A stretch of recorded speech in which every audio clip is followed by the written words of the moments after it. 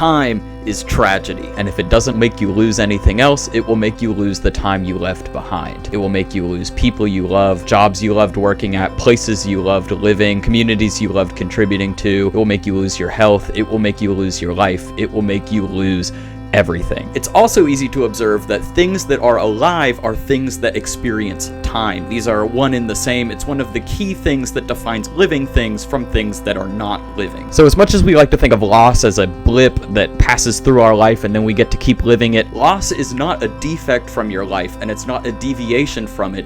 It is a key feature of it. And is it just me, or is time moving faster? I feel like it's probably moving faster. That's because scientifically, each day takes up a smaller portion of your life than the last one did. So as the years go on, you see time is moving faster. Also socially, if you just look at technology, culture, economics, and all of these other areas, it seems like time around us is speeding up as well. And that's probably because it actually is. There's nothing we can do to stop it. Time is accelerating in us and surrounding us, and a loss is accelerating in us and surrounding us simultaneously. And as we all simultaneously experience this trauma of time and loss accelerating inside and surrounding us, the time is ripe for an album like Vita Blue by Mamaleek.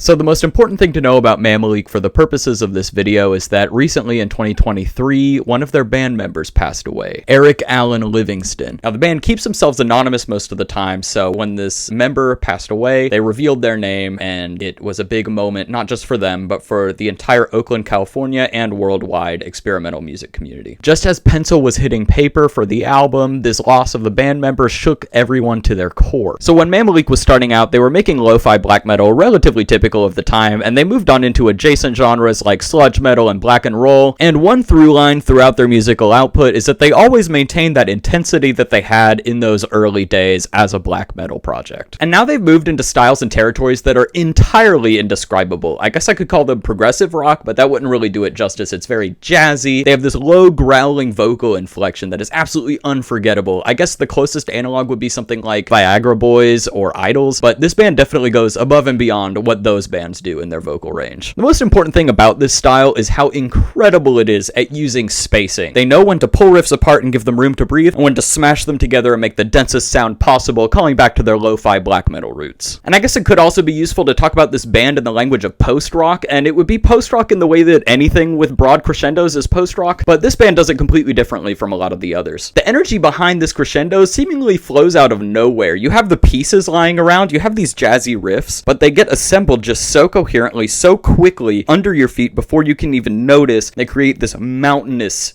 sound. The rest of the track will rhyme with the climax, but it won't be a repetition of it, so you don't have that same sort of repetition that a lot of these bands are criticized of having. And the most important thing here is that we never get that full resolution. We never get that full payoff that you expect to see in a band like Godspeed You Black Emperor. We're always left hanging. There's always an unresolved portion because there's this feeling that the loss that the band talks about just goes from one part of your life to another, from one time to another, and it just never ends.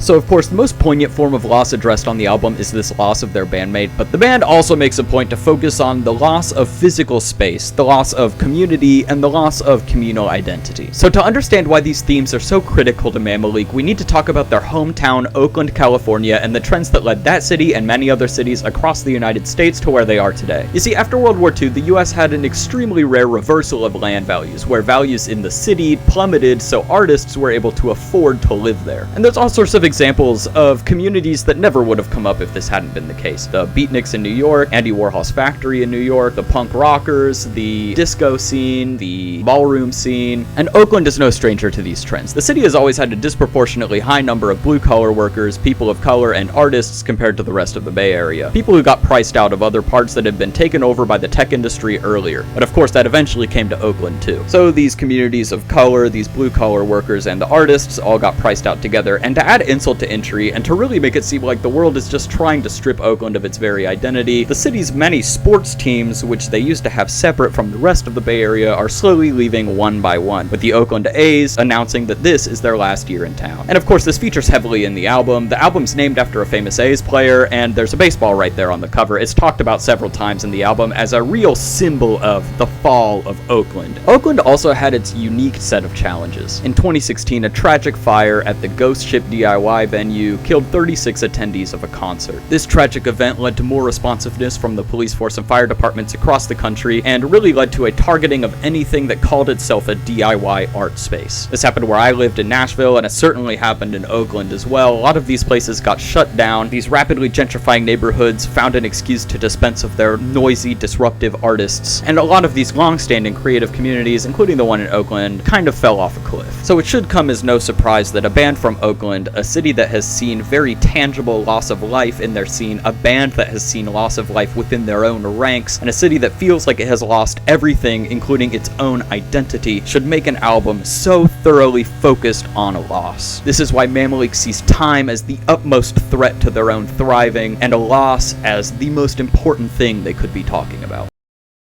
So what makes the music of Mamaleek such a fantastic companion all through your life is the acceleration of grief. You can just kind of naturally see how grief for an old climate, for old friends, for an old community, for peace, for old prosperity will only expand over time. And so if you haven't experienced the earth-shattering level of loss described by Vita Blue, you will.